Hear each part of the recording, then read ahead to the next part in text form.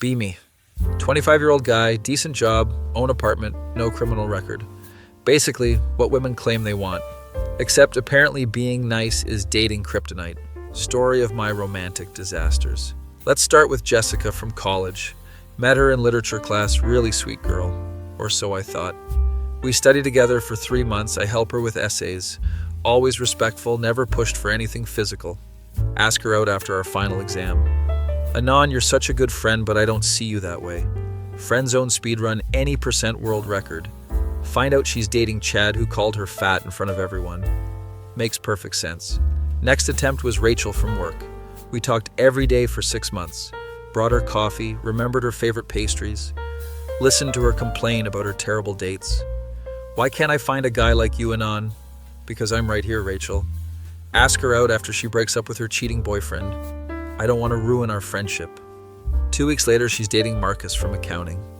Guy who forgot her birthday and shows up late to everything. I'm sensing a pattern here. Try online dating. Surely there's someone looking for a nice guy. Match with Ashley. Cute profile. Says she wants something serious.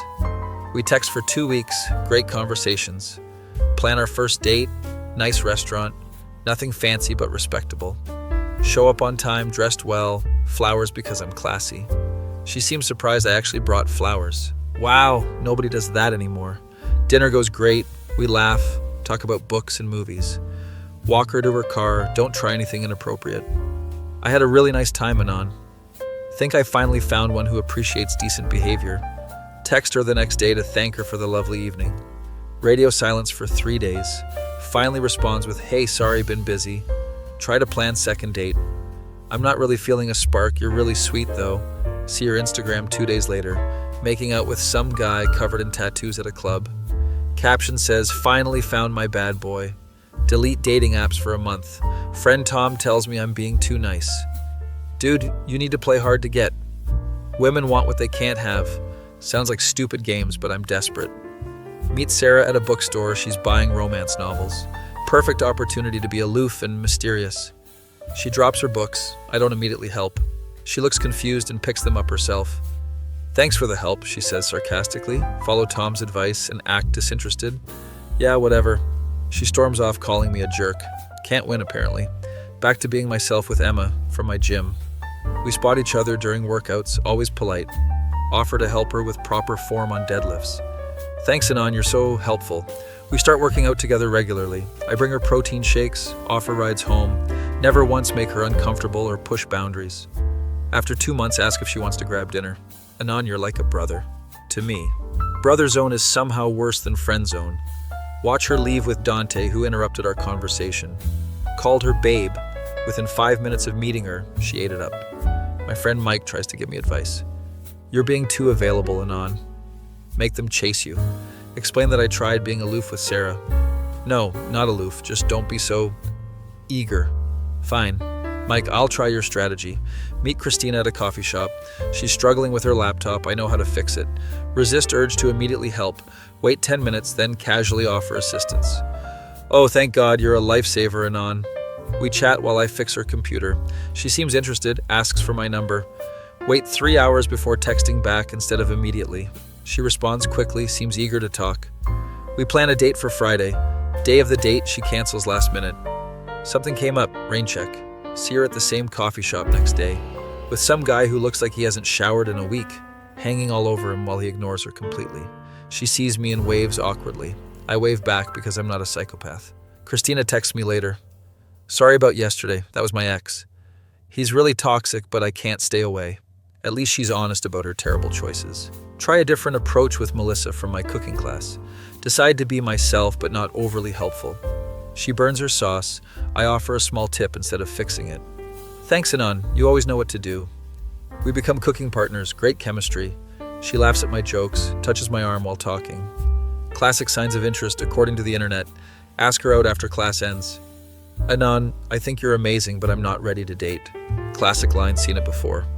Except she immediately starts dating our instructor, Chef Paolo, guy who yelled at her for overcooking pasta, and he's married with kids. Women really have a type, and it's not me. Decide to get female perspective. Ask my sister Lisa what I'm doing wrong. You're probably coming on too strong, Anon. Explain my careful, respectful approach. Maybe that's the problem? Women want passion? You sound boring. Thanks for the brutal honesty, Lisa. Try being more spontaneous and exciting. Meet Julia at a museum, she's admiring the art alone. Instead of politely commenting on the paintings, I suggest we skip the museum and get ice cream. She looks confused but agrees. We spend the afternoon walking around the city. She seems to enjoy the spontaneity. Ask for her number, she gives it enthusiastically. Text her that night about our fun adventure. She responds with laughing emojis and heart eyes. Plan another spontaneous date. Surprise picnic in the park. She shows up but seems distracted. This is really sweet, Anon, but I met someone. Ask who? Thinking it's some mysterious new guy. My ex texted me last night wanting to get back together. He cheated on me 3 times, but maybe he's changed. He hasn't changed Julia, but good luck. Watch her walk away to probably get cheated on again. Start noticing patterns in my female friends' relationships. They all complain about their boyfriends constantly. He never texts me back. He forgot our anniversary. He flirts with other girls right in front of me. He only calls when he wants something. Then in the same breath. But Anon, you'd make someone really happy someday. Just not them, apparently. My coworker David shares his dating philosophy. Women want men who treat them like dirt. The worse you treat them, the more they chase you. Sounds psychotic, but let me test this theory. Meet Amanda at a party. She seems sweet and intelligent. Instead of being attentive, I barely acknowledge her. Interrupt her stories, check my phone while she talks. Act like I have somewhere better to be. She tries harder to get my attention. Starts touching my arm, laughing louder at my jokes. When she asks for my number, I hesitate. I guess you can have it. She beams like I gave her $1 million. This is disturbing but apparently effective. We go on a date, I show up 15 minutes late. Don't apologize, act like it's normal. Spend dinner talking about myself mostly. Barely ask her questions about her life. At the end, don't walk her to her car. Text me if you want to do this again. She texts me within an hour. Had such an amazing time, you're so interesting. I treated her like garbage, and she loved it. Continue this toxic experiment for 3 more dates. The worse I behave, the more invested she becomes. Cancel plans last minute. She apologizes for being disappointed. Forget important things she tells me. She repeats them patiently. Flirt with other women in front of her. She gets jealous and tries harder. This is actually working and I hate myself for it. Decide to end this social experiment. Treat Amanda with basic human decency on our next date. Open doors, listen to her stories, remember details. She seems confused by the sudden kindness. You're being really sweet tonight, Anon. Is everything okay? Since when is being nice a cause for concern? Continue treating her well for 2 more weeks. She starts responding to texts slower, makes excuses to avoid hanging out, eventually hits me with the classic line, I think we're better as friends. The moment I started being nice, she lost interest. Scientific proof that women are attracted to terrible behavior. Share this revelation with my friend group. Everyone has similar stories. Mark dated a girl who only wanted him when he was mean. Steve's ex left him for a guy who openly cheated. Jake's girlfriend loves when he ignores her texts. We're all confused by this backwards psychology. My sister Lisa overhears our conversation. You guys are thinking about this all wrong. Explain our findings about women preferring bad treatment. Women don't want bad guys, they want confident guys. You're confusing confidence with being an asshole. Ask her to elaborate on this mysterious difference. Confident guys know their worth and don't chase. Nice guys act desperate and needy. So being decent makes me desperate, apparently. Nice guys also put women on pedestals. It's weird and uncomfortable. I just treat people with respect, Lisa. But you treat women like they're perfect angels. Instead of real people with flaws. Maybe she has a point about the pedestal thing. Decide to try Lisa's confidence approach. Meet Rebecca at a bookstore coffee shop. Instead of rushing to help or impress her, just be friendly and normal. We chat about the book she's reading. I disagree with her interpretation of the ending. Playfully argue our different perspectives. She seems to enjoy the intellectual sparring. When she mentions her ex was intimidated by her intelligence, I tell her that's his loss. Smart women are attractive. But I don't act like she's a genius for reading novels. Ask her out casually, no big production. Want to continue this debate over dinner sometime? She says yes without hesitation. First date goes well. I'm relaxed and genuine. Don't shower her with compliments or gifts. Treat her like an equal, not a princess. She pays for her own coffee. I don't insist on covering it. We laugh, debate books, share embarrassing stories. End of the night. Light kiss goodnight. No dramatic declarations of feelings. Just a nice, normal human interaction. She texts me the next day. Really enjoyed our book debate last night. Planned second date. Hiking trail she recommended. Show up on time, bring water bottles.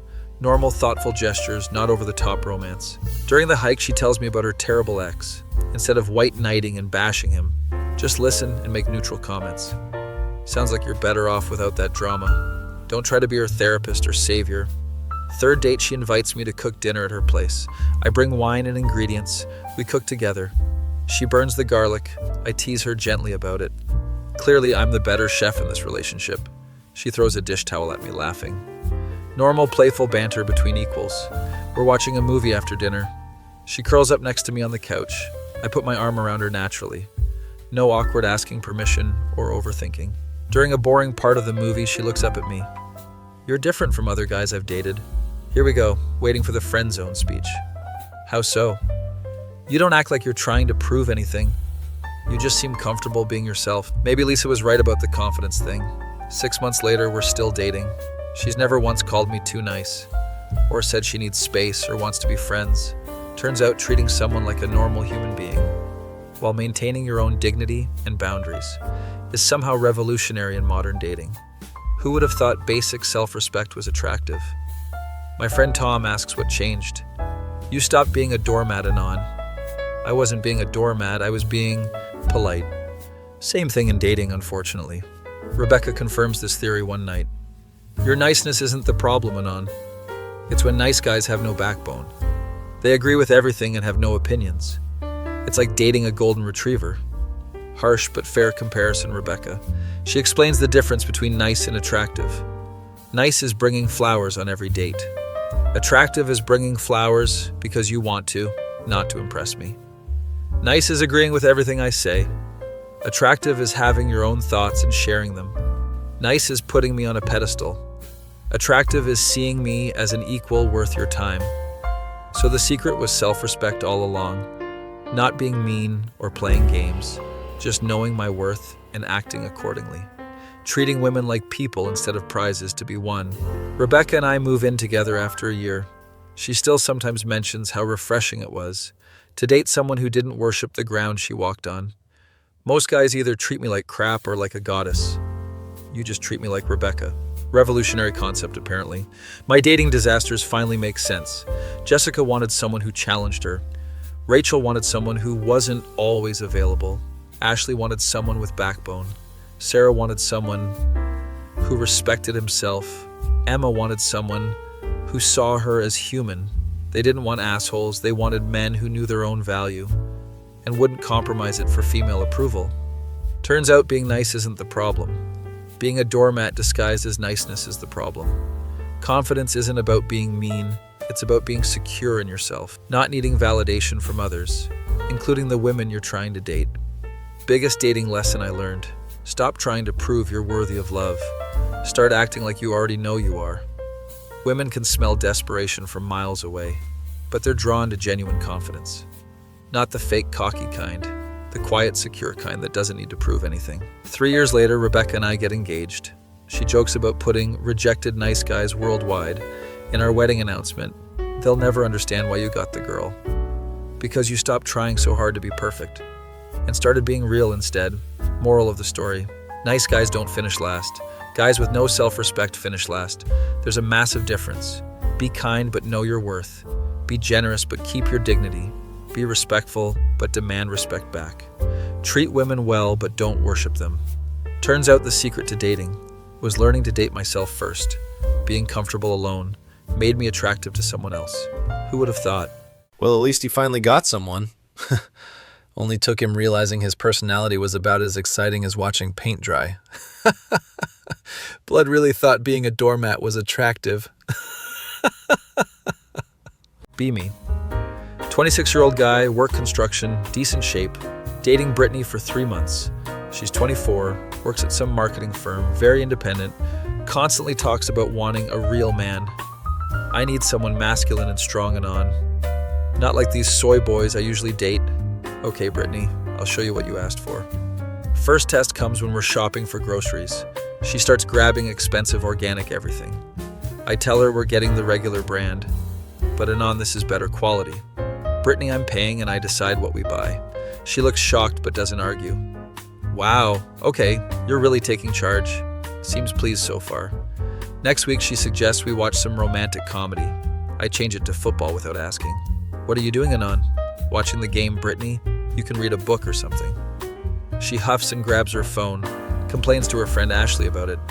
He just took over the TV without asking. That's so rude and controlling. But then adds, it is kind of hot though. Make up your mind, Brittany. Weekend comes, she wants to go to some art gallery. I tell her we're going fishing instead. I hate fishing, Anon. It's boring. Tough, Brittany. I'm not spending my Saturday looking at pretentious paintings. You never consider what I want to do? Real men don't negotiate their hobbies, Brittany. She reluctantly comes along, complains the entire time, catches one small fish, and suddenly it's the best day ever. This is actually really fun, Anon. I feel so connected to nature, posts 15 Instagram stories about her outdoorsy side. Women are exhausting. Decide to test how far this real man thing goes, stop opening doors for her. Anon, you're not being a gentleman anymore. Real men don't cater to women, Brittany. But I thought chivalry was attractive. You said you wanted masculine, not chivalrous. She opens her own doors looking confused. Start making all the restaurant choices. Where do you want to eat, Anon? We're going to Murphy's Tavern. I don't really like bar food. That's where we're going with Brittany. She orders a salad and picks at it sadly. This place is kind of gross, Anon. Real men eat at real places, Brittany. She starts texting frantically under the table, probably complaining to Ashley again. Driving home, she tries to put on her music. I change it to classic rock immediately. Can we please listen to something I like? Passengers don't control the radio, Brittany. You're being really controlling, Anon. You said you wanted a real man. I didn't know it meant you'd become a dictator. This is what masculinity looks like, Brittany. She goes quiet for the rest of the drive. Next morning, she's distant and weird. Anon, can we talk about last night? What about it, Brittany? You've been different lately, more aggressive. You asked for a real man, this is what you get. I meant confident, not domineering. Moving the goalposts already, Brittany. She starts crying. I feel like I can't express myself anymore. Real relationships have hierarchy, Brittany. That's not how partnerships work, Anon. Partnerships are for business, Brittany. More crying, she leaves for work upset. Get a text from her friend Ashley. What did you do to Brittany? She's crying at work. Gave her exactly what she asked for, Ashley. She said you're acting like a caveman. Tell Ashley to mind her own business. Brittany comes home that evening with red eyes. Anon, we need to have a serious conversation. I'm listening, Brittany. This isn't the relationship I signed up for.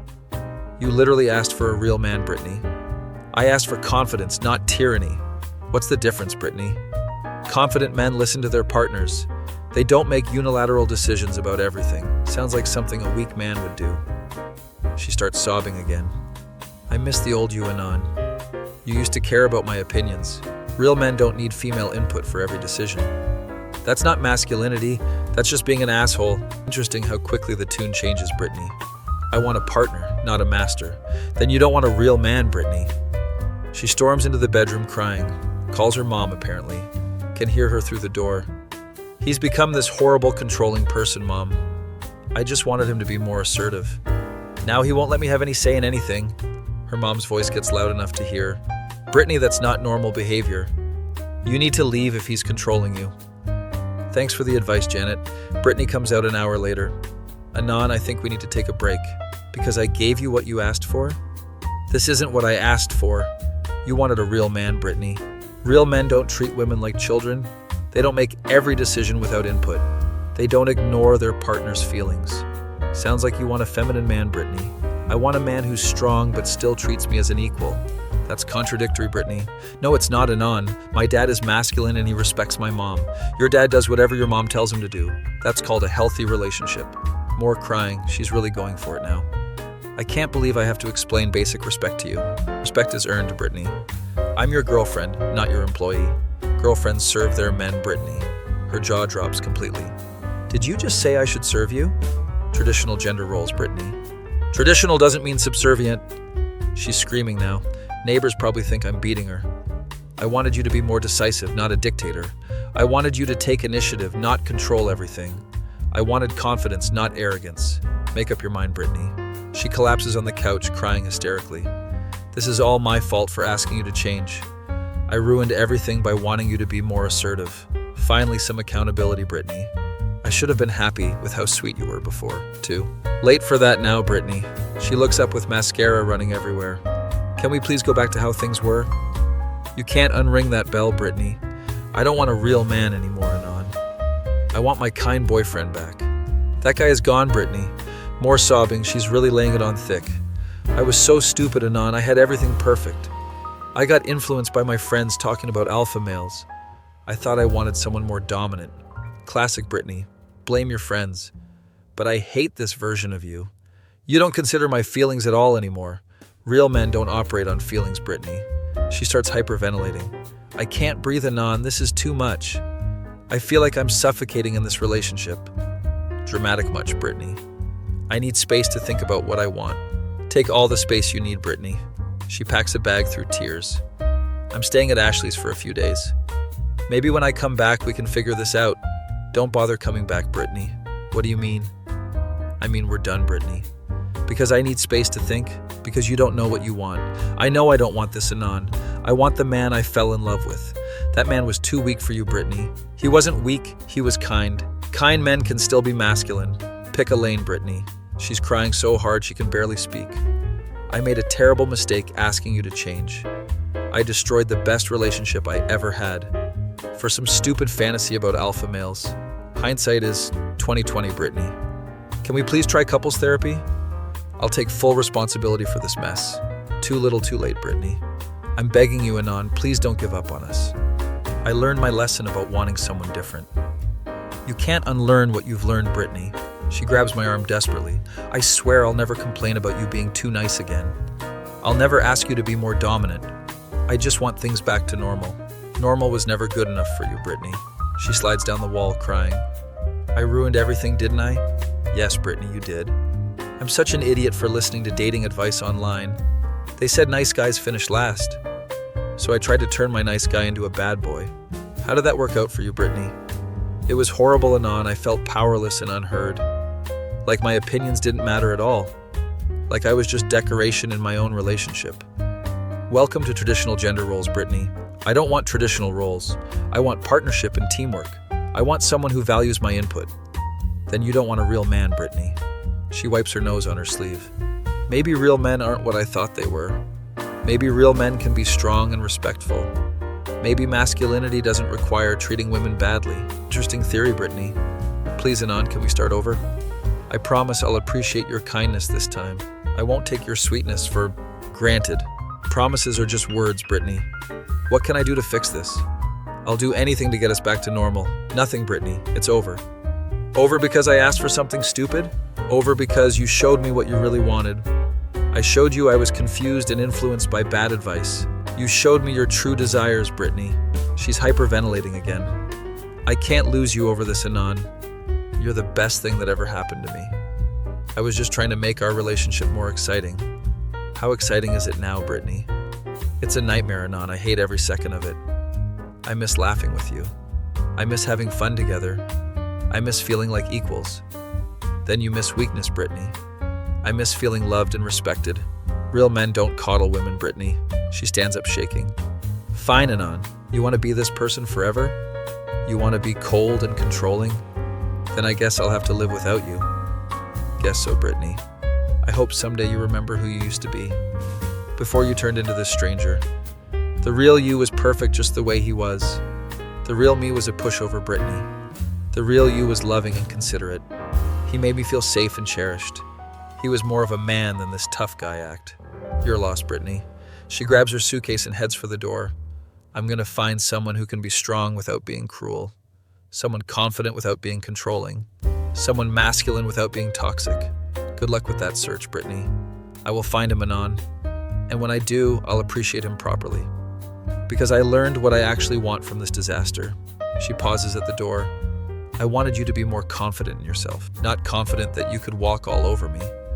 I wanted you to take charge sometimes, not take over everything. I wanted passion and intensity, not aggression and dominance. Splitting hairs, Brittany. It's not splitting hairs, Anon. It's the difference between love and control, between partnership and ownership, between strength and cruelty. Sounds like feminist propaganda, Brittany. It sounds like basic human decency. She slams the door behind her. House is finally quiet. No more crying or complaining. No more negotiations about every little decision. No more walking on eggshells around female emotions. Peace at last. Except the silence feels different somehow, emptier than expected. But real men don't question their choices. Real men live with the consequences, whatever those might be.